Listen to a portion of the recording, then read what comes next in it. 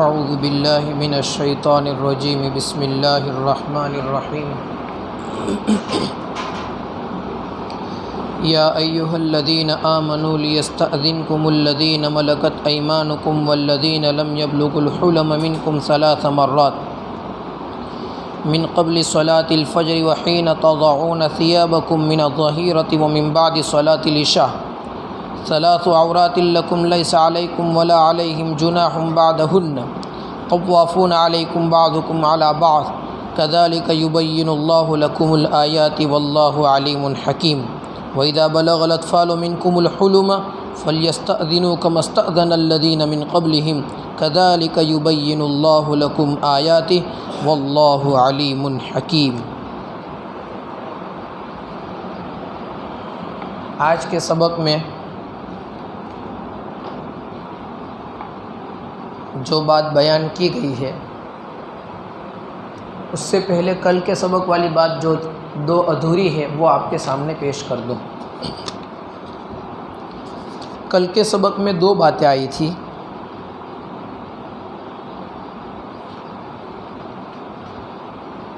ایک تو بات آئی تھی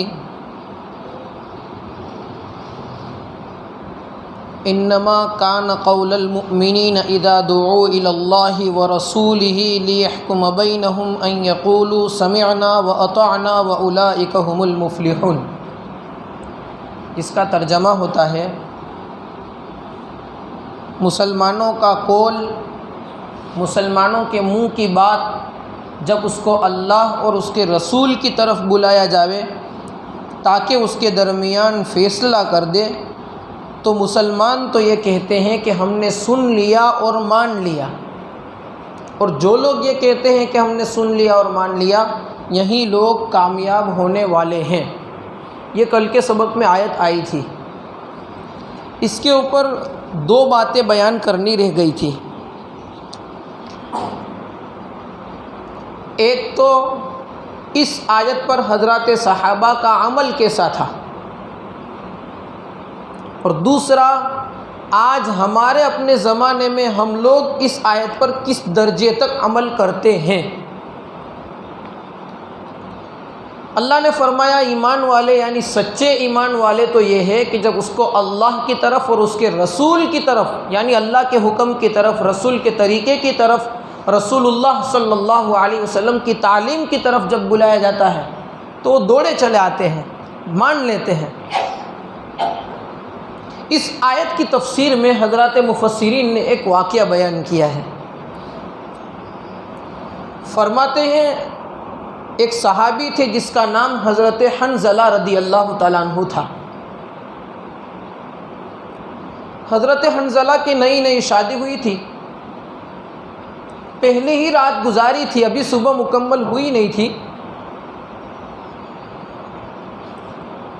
کہ شہر میں ایک اعلان کی آواز آئی کہ بھائی جہاد کے لیے چلنا ہے۔ تو یہ صحابی جب اس کو پتہ چلا کہ اللہ اور اس کے رسول کی طرف ہمیں بلایا جا رہا ہے، بغیر کوئی تاخیر کے، اتنی بھی تاخیر گوارا نہیں کی کہ وہ غسل کر لے گئے، بغیر تاخیر کے جنگ کے لیے چلے گئے۔ یہ نہیں سوچا میری نئی شادی ہوئی ہے، ایک دن ہوا ہے، ایک رات گزری ہے، بیوی کا کیا ہوگا، ابھی تو آرام کے دن ہے، ابھی تو خوشی منانے کے دن ہے۔ ہمارے یہاں اور صحابہ کے یہاں اتنا فرق رہتا تھا کہ ان لوگوں کے وہاں پر خوشی کے دن ہوئے یا غمی کے دن ہوئے اسلام کی حد سے پار نہیں ہوتے تھے،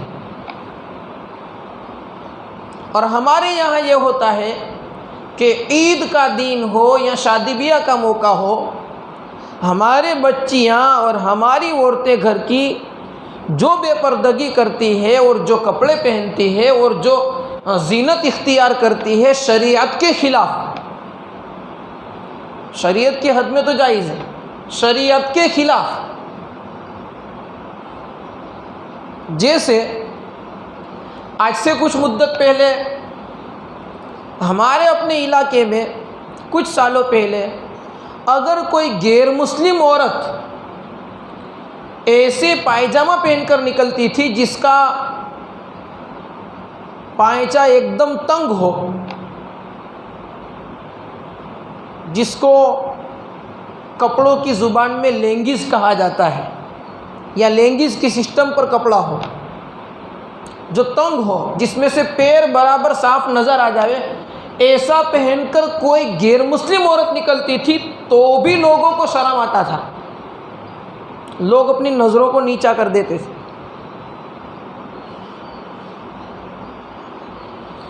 اور اس سے آگے بڑھنے جاوے تو جیسے جیسے آگے بڑھیں گے لوگوں کی نظروں میں شرم و حیا کا درجہ وہ تھا، اس درجے تک شرم و حیا تھی۔ میں نے اپنے بوڑھوں سے سنا ہے کہ کوئی عورت جیسے جھاپا آ رہا ہے، بندر جھاپا آ رہا ہے، وہاں پر بہت سارے مرد ہوں گے، تو کوئی عورت یعنی بیوی اپنے شوہر کی بڑد گاڑی میں، بیل گاڑی میں پیچھے نہیں بیٹھتی تھی، شرم آتی تھی۔ یہ میں نے سنا ہے اور ہمارے بوڑھوں نے اپنے آنکھوں سے دیکھا ہے۔ اور جب لوگوں کی نظروں سے شرم نکل گئی، چلو جائز ہے، میں منع نہیں کرتا ہوں، بائک کے اوپر، گاڑی کے اوپر عورت کو بٹھا کر کے لے جاتے، لیکن بیٹھتے ہیں کسی کو بھی شرم نہیں آتا، کیونکہ وہ حیا اور شرم جو آنکھوں میں تھی وہ ختم ہو گئی۔ اب بائک کے اوپر دھیرے دھیرے کر کے یہاں تک نوبت آ گئی کہ عورت پہلے بائک پر بیٹھتی تھی تو تھوڑی الگ دور ہو کر کے بیٹھتی تھی اور پیچھے کی طرف جو کیریئر وغیرہ ہوتا ہے اس کو پکڑ لیتی تھی تاکہ وہ گرے نہیں۔ اب راستے تو دور کی بات ہے، مین چوک پر جہاں پر مردوں کا اجتماع ہوتا ہے، ایسی جگہوں پر بھی عورت اپنے شوہر کے کندھے پر ہاتھ رکھ کر کے نکل رہی ہے، اور بڑی سٹیوں میں اور ایجوکیٹڈ ماحول میں وہ تو اس سے بھی تھوڑا آگے کا معاملہ ہے۔ میں تو ہمارے اپنے علاقے کی بات کر رہا ہوں۔ دیکھو میں منع نہیں کرتا ہوں، شوہر کا کندھے کے اوپر ہاتھ رکھ کر بیوی بیٹھے جائز تو ہے، لیکن حیا یہ ہے کہ کم سے کم تھوڑی دور بیٹھا کرے، مجبوری ہو تو بات الگ ہے۔ تو میں عرض کر رہا تھا کہ ہمارے گھر شادی بیاہ کا موقع آتا ہے تو اب جو کچھ سالوں پہلے غیر مسلم کی عورت جو کپڑے پہن کر آتی تھی اور ہمیں شرم آتا تھا، ہم اپنا سر نیچا کر دیتے تھے، وہ کپڑے آج ہماری اپنی بچیاں اور ہماری اپنی عورتیں ہمارے اپنے گھروں پر پہنتی ہیں۔ حالانکہ حدیث شریف میں ہے، قیامت کی کچھ نشانیاں اللہ کے نبی نے بیان فرمائی ہے، ان میں سے ایک نشانی ہے رب قاسیات عاریات، بہت ساری عورتیں قرب قیامت ایسی ہوگی جو کپڑے پہننے والی ہوگی اور ننگی ہوگی۔ حضرات صحابہ کو تعجب ہوا اور اس زمانے کی کتابیں لکھنے والوں کو بھی تعجب ہوتا تھا کہ یار یہ کیسا کہ کپڑا بھی پہنا ہو نہ ننگی بھی ہو، چونکہ اس زمانے کے کپڑے زیادہ تر اتنے موٹے ہوتے تھے، یعنی اتنے جاڈے ہوتے تھے جیسے ہمارے زمانے میں یہ گوڑیاں، ٹاٹ، ایسے کپڑے ہوتے تھے زیادہ تر۔ اب ایسے کپڑوں کی سروال یا فراق کو تو ظاہری بات ہے جسم کی کوئی بناوٹ نظر آئے گی ہی نہیں، اور پھر کپڑے تنگ ہوتے ہوتے ہوتے ہوتے اس درجے تک پہنچ گئے، یا تو کپڑے اتنے پتلے ہیں کہ جس سے عورت کا اندرونی جسم نظر آتا ہے، یا تو ایک ایک کپڑے اتنے تنگ ہیں کہ عورت کے جسم کی بناوٹ، ان کی کہاں سے گوٹھن شروع ہوتا ہے، کہاں پنڈلی شروع ہوتی ہے، پنڈلی کی اونچائی کتنی ہے، پنجہ کہاں شروع ہوتا ہے، اور یہاں تک کہ اوپر گوٹھن سے اوپر ران کا جو معاملہ ہے وہاں پر بھی، اور آستین کا معاملہ ہے وہاں پر بھی، اور پیٹ اور پیٹھ کا معاملہ ہے وہاں پر بھی اتنے تنگ کپڑے پہنے جاتے ہیں کہ جس سے عورت کے جسم کی بناوٹ اور زیادہ نظر آئے۔ یہ غیروں میں تھا وہاں تک تو ٹھیک تھا، چلو اس کا تو کوئی مذہب نہیں ہے، لیکن مسلمانوں میں، اور وہ بھی دیندار گھرانوں میں آ گیا، دیندار جو اپنے آپ کو دیندار سمجھتے ہیں۔ اسی لیے وہ آیت آئی آج کے سبق میں آ رہی ہے کہ اللہ تعالیٰ نے پردہ کرنے کا حکم تو سب میں دیا ہے، لیکن پردے کے اندر بھی رہتے ہوئے گڑبڑی کرو گے تو اللہ تو جانتا ہے۔ ایسا نہیں کہ پردہ کر لیا تو گڑبڑی کرنے کی اجازت ہے، اللہ تو جانتا ہے۔ تو اس بات کا خیال رکھے کہ ہمارے گھر خوشی کے موقع ہو، چاہے عید ہو یا یہ کہ شادی بیاہ ہو، ہماری عورتوں کے لباس خصوصاً شریعت کے مطابق ہو، اس کی پابندی کی جائے۔ یہ مرد حضرات الرجالون قوامون علی النساء، مرد حضرات الرجال قوامون علی النساء، مرد عورت کے حاکم ہیں، ذمہ دار ہیں۔ ان کی ذمہ داری ہے کہ عورتوں کو صحیح راستہ بتائے۔ ایک بات تو یہ کہ شریعت کے مطابق بناؤ سنگار کرنا، زینت اختیار کرنا، بن سنورنا شریعت کے حد میں، اور دوسرا خصوصاً شادی بیاہ کے موقع پر ہمارے گھر شادی کا موقع ہوتا ہے، عورتوں نے اچھے کپڑے پہنے ہوتے ہیں، بناؤ سنگار کیا ہوا ہوتا ہے، ایسے وقت میں خاص طور پر غیر محرم سے بچ کر کے پردے کا لحاظ کرنا، یہ اللہ اور اس کے رسول کی تعلیم ہے۔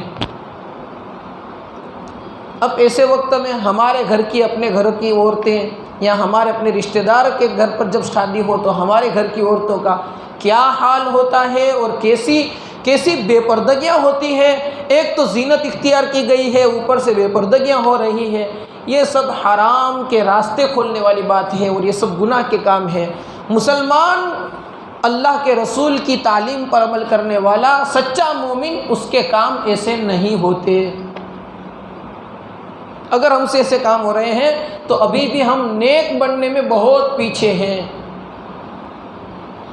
تو میں عرض کر رہا تھا حضرت حنظلہ کی، جب ان کو اعلان کان میں پڑا کہ اللہ کی طرف یعنی جہاد کی طرف بلایا جا رہا ہے، تو انہوں نے یہ بھی گوارا نہیں کیا کہ میں غسل کر کے جاؤں، ڈائریکٹ جہاد کے اندر چلے گئے۔ خدا کا کرنا ایسا ہوا کہ شہید ہو گئے۔ اب جو بندہ شہید ہو جاتا ہے اس کو بغیر غسل کے اور بغیر کفن کے، جس کپڑے میں وہ شہید ہوا ہے اسی کپڑے کے اندر رکھتے ہوئے اس کو دفن کر دیا جاتا ہے، غسل نہیں دیا جاتا، چونکہ قیامت کے دن وہ اسی حالت میں اٹھیں گے اپنے خون والے کپڑے لے کر کے۔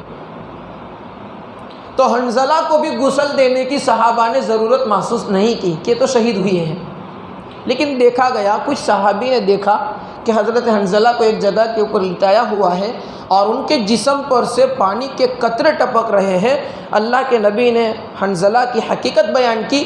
حنظلہ شادی کے بعد بغیر غسل کے یہاں پر آ گئے تھے، چونکہ دعو الی اللہ و رسولی، اللہ اور اس کے رسول کی طرف بلایا گیا تو انہوں نے برداشت نہیں کیا کہ اتنی بھی تاخیر کرے غسل کرنے کی، اس لیے یہاں بغیر غسل کے چلے آئے تھے۔ تو حضرات فرشتوں کو اللہ تعالیٰ نے بھیجا اور فرشتوں نے حنظلہ کو ابھی غسل دیا ہے، جس کی وجہ سے پانی کے قطرے اس کے جسم سے ٹپک رہے ہیں۔ اس لیے حضرت حنظلہ کو غسیل ملائکہ کہا جاتا ہے، وہ بندہ جس کو فرشتوں نے غسل دیا ہو۔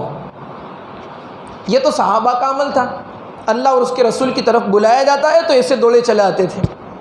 اب تھوڑا ہمارا اپنا عمل دیکھ لیجئے۔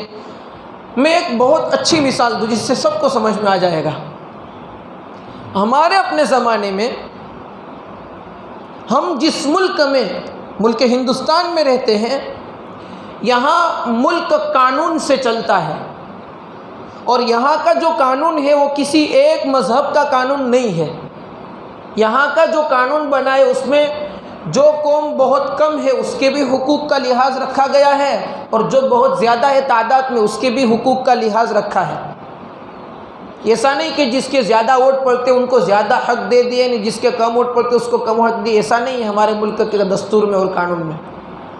اب ہمارے ملک کا دستور، قانون، چونکہ یہ لوک شاہی دیش ہے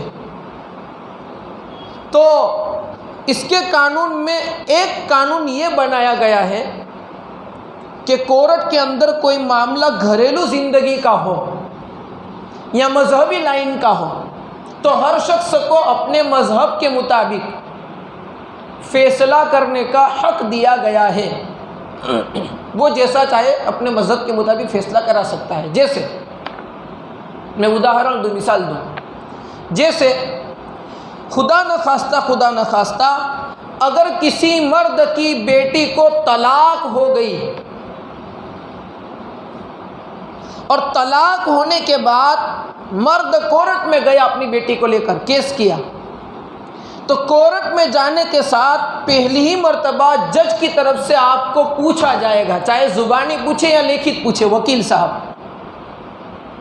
یہ پوچھا جائے گا کہ آپ کو فیصلہ اسلام کے قانون کے مطابق کرنا ہے کہ ہندوستان کے قانون کے مطابق کرنا ہے۔ یہاں مسلمانوں کا امتحان ہو جاتا ہے کہ اس کا ایمان کس درجے کا ہے۔ جب یہ پوچھا جاتا ہے کہ تجھے فیصلہ کس قانون کے حد میں کرنا ہے، تو مسلمان چونکہ وہ غصے میں ہوتا ہے نا، ان کو ایک غصہ ہوتا ہے کہ میری بیٹی کو اتنے سال نکاح میں رکھنے کے بعد ایسا ظلم کیا اور پھر یہ طلاق دے دی، یہ کیا وہ کیا۔ اب اسلام کا قانون یہ ہے کہ طلاق ہو گئی تو صرف عدت خرچ، 3 ساڑھے 3 4 مہینے جو عدت کے دن ہے اس کے اندر کھانے پینے کا، رہنے کا، کپڑے کا جو خرچہ ہوتا ہے وہ شوہر کے ذمے ہے۔ عدت پوری ہو گئی، شوہر کی ذمہ داری پوری ہو گئی، اب شوہر کے ذمے کوئی خرچہ نہیں ہے۔ تو یہ کیس کرنے والا جانتا ہے کہ میں اگر اسلام کے قانون کے مطابق فیصلہ کروانے کا کہوں گا تو جج کی طرف سے فیصلہ یہ ہوگا کہ بھائی 15,000 روپے 20,000 روپے دے دو، معاملہ ختم۔ اور اگر ہندوستان کے قانون کے مطابق چلنے کی بات آئے گی تو کورٹ کہے گی یہ عورت جب تک دوسری شادی نہ کرے یا مرے نہیں وہاں تک ہر مہینے اس کی پیٹ خوراکی دو۔ یہ اسلام کا قانون نہیں ہے، ہندوستان کا قانون ہے۔ اب اس بندے کو جو کیس کرنے والا ہے اس کو اللہ اور اس کے رسول کی طرف بلایا گیا کہ بھائی تجھے فیصلہ اللہ اور اس کے رسول والا کرنا ہے، تو وہ بندہ اپنی زبان سے کہتا ہے نہیں مجھے وہ فیصلہ نہیں کرنا۔ کون سا فیصلہ کرنا ہے؟ تو کہ اللہ اور اس کے رسول کی تعلیم کے خلاف جو دوسری ہے، جو لوگوں کا بنایا وہ قانون ہے، اس کے مطابق فیصلہ کرنا ہے۔ کیوں؟ تو کہ سامنے والے کو سیدھا کرنا ہے۔ سامنے والے کو سیدھا کرنے کے چکر میں مرد اپنا ایمان کھو دیتا ہے، اور ایمان والوں کا حال یہ ہوتا ہے کہ اس کو اللہ اور اس کے رسول کی طرف بلایا جاوے تو وہ دوڑے چلے آتے ہیں، اپنا سر جھکا دیتے ہیں اور مان لیتے ہیں۔ اسی کے بارے میں اللہ نے فرمایا اولئک هم المفلحون، یہ کامیاب ہونے والے ہیں۔ یہ میں نے آپ کے سامنے اس آیت کے مطابق حضرات صحابہ کا کیا عمل تھا اور ہمارا اپنا کیا عمل ہے، یہ باتیں آپ کے سامنے پیش فرمائی۔ آج کے سبق کے اندر یا ایھا الذین آمنوا لیستأذنکم الذین ملکت ایمانکم، اے ایمان والو تمہارے غلاموں اور باندیاں جو بالغ نہیں ہوئے ہیں ان کو بھی 3 وقت میں اجازت لینا چاہیے۔ دیکھو اس سے پہلے سبق آیا تھا، اس میں یہ کہا گیا تھا کہ جب مسلمان مرد کسی گھر میں جاوے کسی کے بھی، تو جانے سے پہلے اجازت لے لیا کرے کہ میں اندر جا رہا ہوں۔ وہ احکامات پورے تفصیل کے ساتھ پیچھے میں نے بتا دیے تھے، پردے کے احکامات بھی مختصراً آ گئے تھے، وہ بھی میں نے آپ کے سامنے بتا دیے تھے۔ یہاں پر ان لوگوں کے متعلق حکم ہوا ہے جو ہر وقت گھروں میں رہنے والے ہوتے ہیں، یا وہ چھوٹے بچے جو ابھی تک بالغ نہیں ہوئے ہیں، وہ بھی جب اپنے گھر میں جاوے تو 3 وقت ایسے ہیں کہ جس میں اجازت لے کر کے جاوے، بھلے ساتھ میں رہتے ہیں۔ اب یہ تو اسلامی قانون تو یہ ہے کہ اگر کوئی غلام ہو، غلام کو تو خرید کر کے آقا رکھتا تھا اپنے پاس مالک، اس کا کوئی گھر نہیں ہوتا تھا، اس کے مالک کا گھر، تو بھی مسئلہ یہ ہے کہ عورت اس غلام سے تو پردہ کرے گی، بڑے عورت مالک ہے غلام کا تو بھی عورت غلام سے پردہ کرے گی، ضروری ہے۔ ہمارے یہاں اکثر ایسا دیکھا گیا ہے کہ جب کسی دکان کا سیٹ صاحب کا کوئی نوکر ہوتا ہے اور گھریلو کام کا جو اس کے ذریعے سے لیتے ہیں تو پھر سیٹھانی اس نوکر سے بھی پردہ نہیں کرتی، وہ یہ سمجھتے کہ تو ہمارے گھر کا آدمی ہے۔ ایسا بہت دیکھا جاتا ہے، حالانکہ اللہ تعالیٰ نے تو یہ فرمایا ہے کہ تم نے خرید کر کے غلام لیا ہے نا، تمہارے گھر پر رہتا ہے تو بھی سیٹھانی کے لیے تو ضروری ہے کہ وہ پردہ کرے غلام۔ تو یہاں بات عرض کر رہے تھے کہ ہمارے اپنے گھروں میں رہنے والے اور وہ بھی وہ جو ابھی تک بالغ بھی نہیں ہوئے ہیں ان کو بھی 3 ٹائم پر تو اجازت لے کر گھر میں داخل ہونا چاہیے۔ کون کون سے 3 ٹائم ہے؟ من قبل صلاۃ الفجر، فجر کی نماز سے پہلے کا ٹائم، وحین تضعون ثیابکم من الظہیرۃ، اور دوپہر کے وقت جب لوگ آرام کرتے ہیں اور اپنے زیادتی کے کپڑے، زائد کپڑے اتار کر کے عام طور پر رکھ دیتے ہیں، جیسے سردی کا سیزن ہو تو بھی جبہ پہنا ہوا ہے، کرتا پہنا ہوا ہے، تو دوپہر کو جب آرام کریں گے تو کرتا اتار کر کے لٹکا دیں گے تاکہ نیند آرام سے کر سکے، 1 گھنٹہ آدھا گھنٹہ جو کچھ سونا ہے۔ اور گرمی کے دنوں میں تو بعض لوگ جب بہت زیادہ گرمی ہوتی ہے تو اپنے گھر میں اکیلے ہوتے ہیں چونکہ، تو بنیان اتار کر کے صرف پائجامہ پہنا ہوا ہوتا ہے یا لنگی پہنی ہوئی ہوتی ہے اور دوپہر کو سوتے رہتے ہیں۔ وَمِن بَعْدِ صَلَاةِ الْعِشَاءِ، اور عشاء کے بعد کا وقت، ثَلَاثُ عَوْرَاتٍ لَكُمْ، یہ 3 وقت تمہارے پردوں کے ہیں۔ ان 3 وقت میں گھر کے اپنے بچے آئے تو بھی ان کو سکھاؤ کی اجازت لے کر آئے۔ حضرات مفسرین فرماتے ہیں 4 سال کا بچہ ہو جائے تو ان کو یہ سکھاؤ کہ بیٹا گھر میں بھلے میں ہوں، میں تمہارا باپ ہوں، بھلے میں ہوں تو بھی اس 3 ٹائم میں تو اجازت لے کر کے آیا کرو۔ پتہ نہیں آدمی نیند میں سو رہا ہے، کون سا کپڑا کدھر کھسک گیا۔ اس آیت کا واقعہ، شان نزول نازل ہونے کا واقعہ بھی عجیب ہے۔ حضرت عمر رضی اللہ تعالیٰ عنہ ایک مرتبہ دوپہر کے وقت اپنے گھر میں آرام فرما رہے تھے، گرمی بہت سخت تھی اور اس زمانے میں تو پنکھے وغیرہ تھے نہیں، تو حضرت عمر لنگی پہن کر کے آرام فرما رہے تھے۔ اسی دوران اللہ کے نبی صلی اللہ علیہ وسلم نے ایک بچے کو بھیجا کہ جاؤ بھائی آپ حضرت عمر کو بلا کر لاؤ۔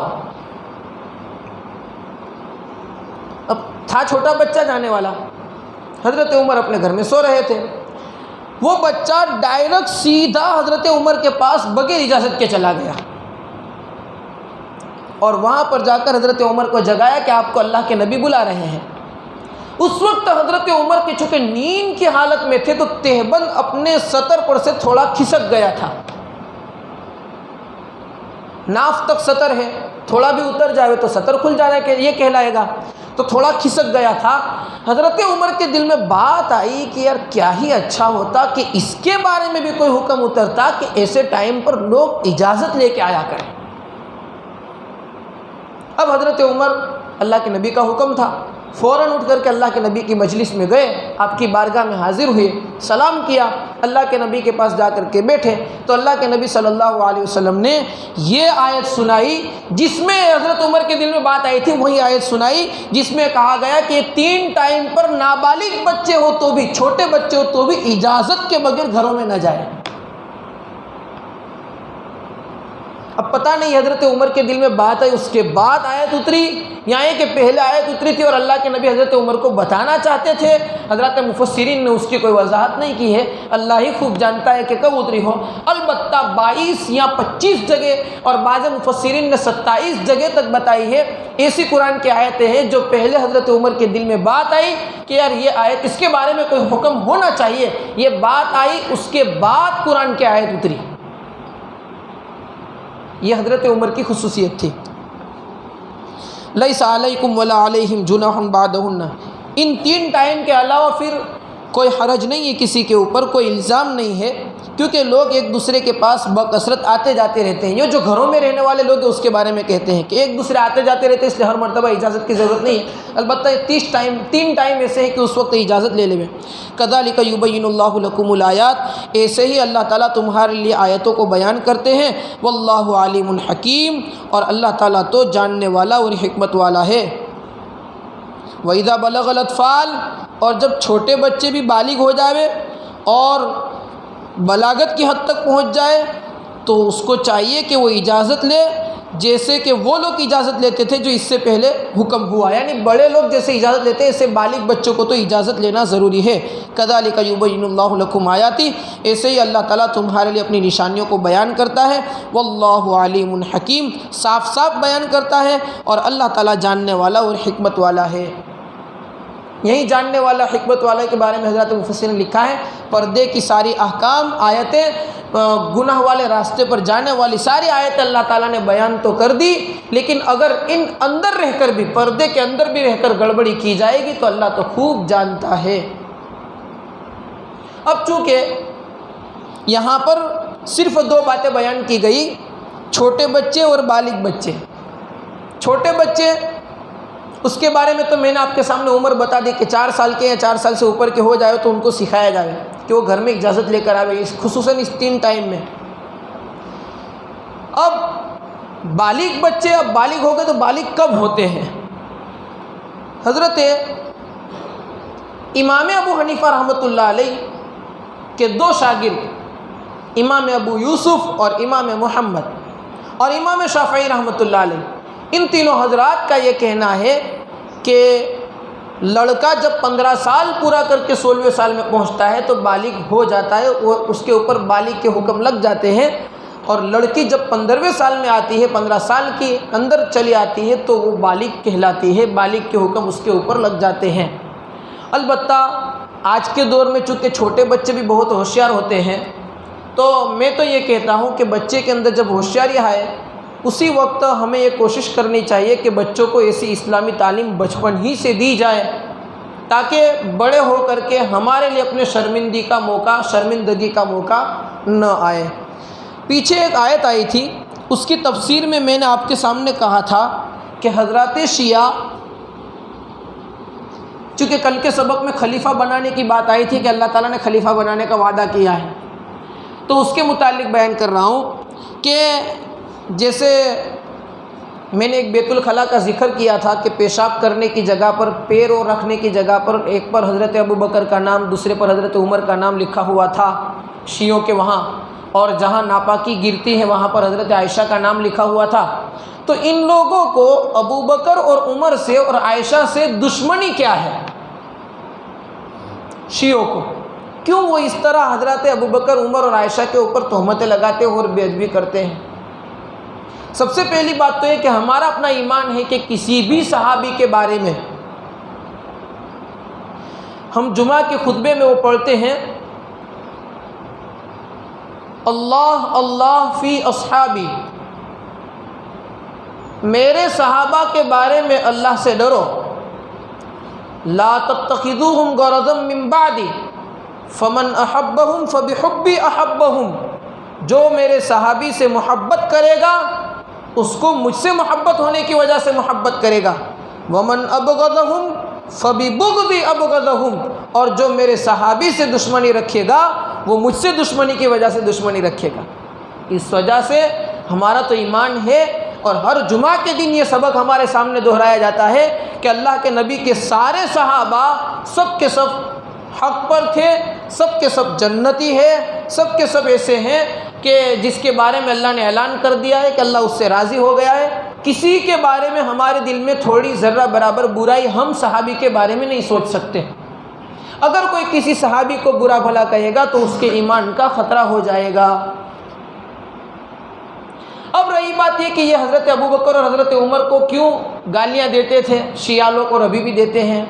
ان لوگوں کا کہنا یہ ہے کہ ابوبکر نے اور عمر نے حضرت علی کے اوپر ظلم کر کے حکومت کو، خلافت کو چھین لیا، اور حضرت علی خلیفہ بننے والے تھے لیکن انہوں نے چھین لیا، اس لیے وہ لوگ حضرت ابوبکر اور عمر کو گالیاں دیتے ہیں اور بہت زیادہ الزامات لگاتے ہیں۔ کل چونکہ خلیفہ بننے والی آیت آئی تھی، اس آیت کی تفسیر میں حضرات مفسرین نے 2-3 باتیں لکھی ہیں۔ اللہ کے نبی جس وقت مدینہ میں آئے، آپ تشریف لائے، مدینہ میں آنے کے بعد آپ نے پہلا کام یہ کیا تھا کہ مسجد بنائی تھی، مسجد نبوی۔ وہ مسجد کچی تھی، چھپر کی مسجد تھی، اور اوپر چھت کے اندر اور سائڈ میں پیلر کی جگہ پر وہ کھجور کے تنے، جیسے ہمارے ناریلی ہوتی ہے ایسے کھجور کے تنے ہوتے ہیں، تو وہ کھڑے کر دیے تھے۔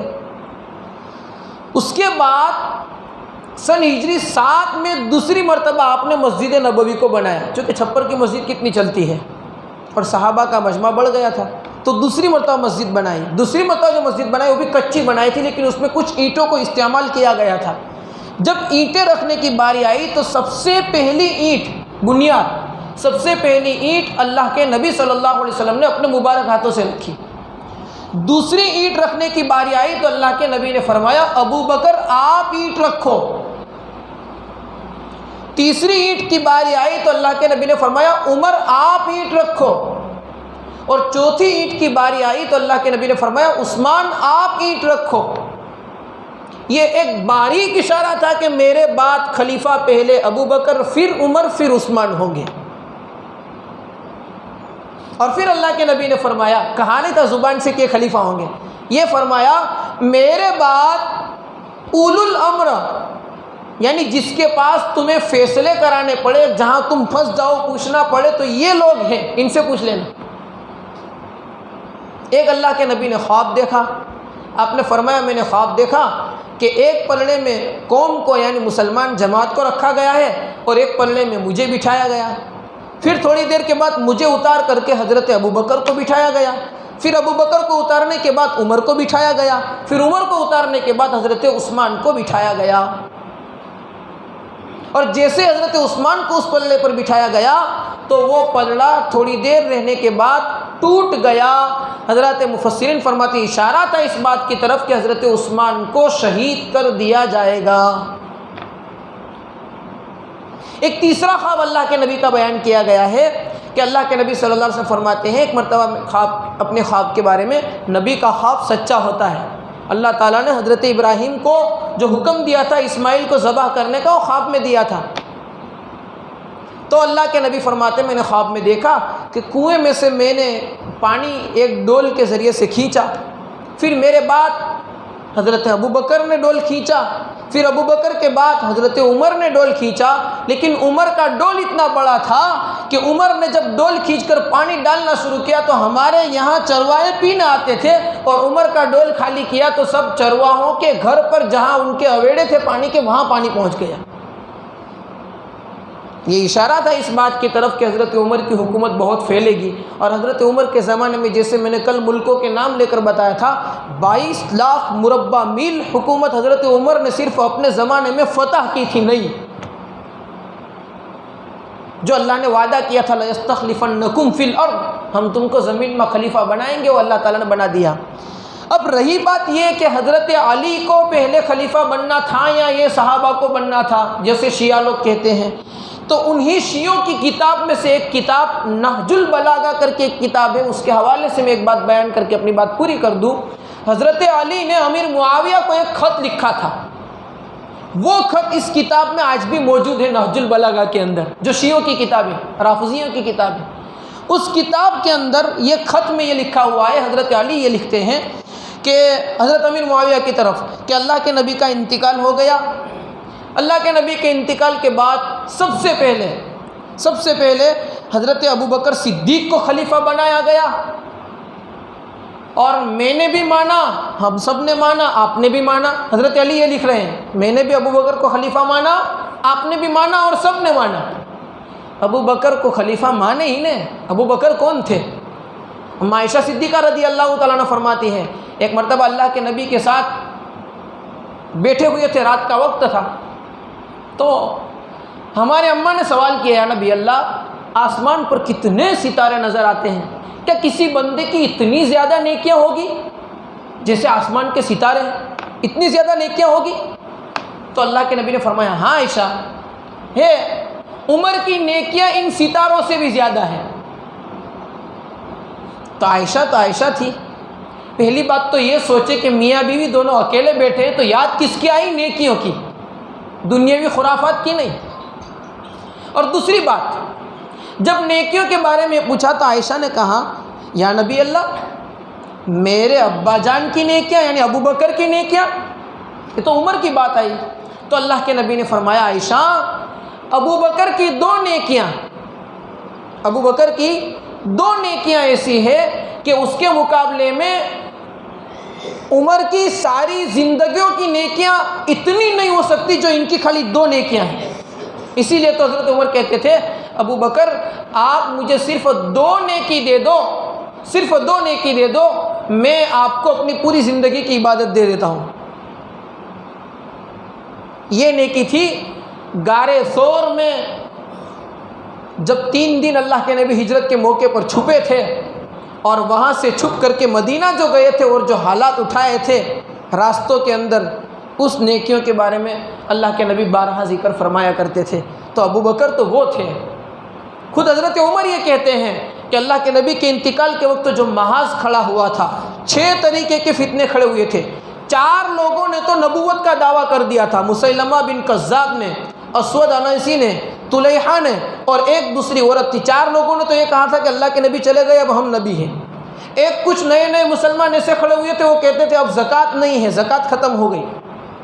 اور چھٹا معاملہ وہ موتا کے موقع پر جانے کا، جو اللہ کے نبی لشکر تیار کیا تھا اور انتقال ہو گیا تھا۔ تو حضرت عمر بھی ہوش کھو بیٹھے تھے۔ تو حضرت عمر نے کہا کہ ابو بکر، اتنے بڑے فتنے ایک ساتھ میں 6 فتنے کھڑے ہوئے ہیں، تو ایک کام کرو، جو مسلمان زکوٰۃ کا انکار کرتے ہیں ابھی اس کو چھوڑ دو، دوسروں کی پہلے ہم نمٹ لیں، اس کے بعد زکوٰۃ والوں کا معاملہ ہاتھ میں لیں گے۔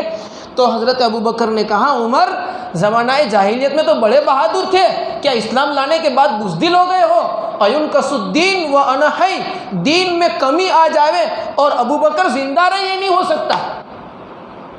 یہ جو محاذ سنبھالا تھا، حضرت ابو عمر زندگی پر رشک کرتے تھے کہ ابو بکر نے وہ جو محاذ سنبھالا تھا، اور اس وقت اس نے جو امت کو سنبھالی تھی، یہ کام ابو بکر کے ایسے ہیں کہ یہ دوسرا کوئی اس درجے تک نہیں پہنچ سکتا۔ اس لیے پہلے خلیفہ حضرت ابو بکر بنے اور دوسرے پھر حضرت عمر بنے۔ اب حضرت عائشہ سے اس کی کیا دشمنی، وہ سب باتیں بہت تفصیلی ہیں، وقت چونکہ پورا ہو گیا، انشاءاللہ آگے کبھی موقع ملے گا تو وہ باتیں بتاؤں گا۔ اللہ تعالی ہم تمام کو عمل کی توفیق عطا فرمائے۔ یا رب لک الحمد کما ینبغی لجلال وجہک وعظیم سلطانک، یا رب صلی وسلم دائما ابدا علی حبیبک خیر الخلق کلہم۔ اللہم ربنا آتنا فی الدنیا حسنۃ وفی الآخرۃ حسنۃ وقنا عذاب النار۔ ربنا ظلمنا انفسنا وان لم تغفر لنا وترحمنا لنکونن من الخاسرین۔ ربنا اغفر لی ولوالدی وللمؤمنین یوم یقوم الحساب۔ رب ارحمہما کما ربیانی صغیرا۔ رب اغفر وارحم وانت خیر الراحمین۔ اللہم علمنی الکتاب والحکمہ، اللہم فقہنی فی الدین، ربی زدنی علما۔ اللہم انی اسألک علما نافعا ورزقا واسعا وشفاء من کل داء۔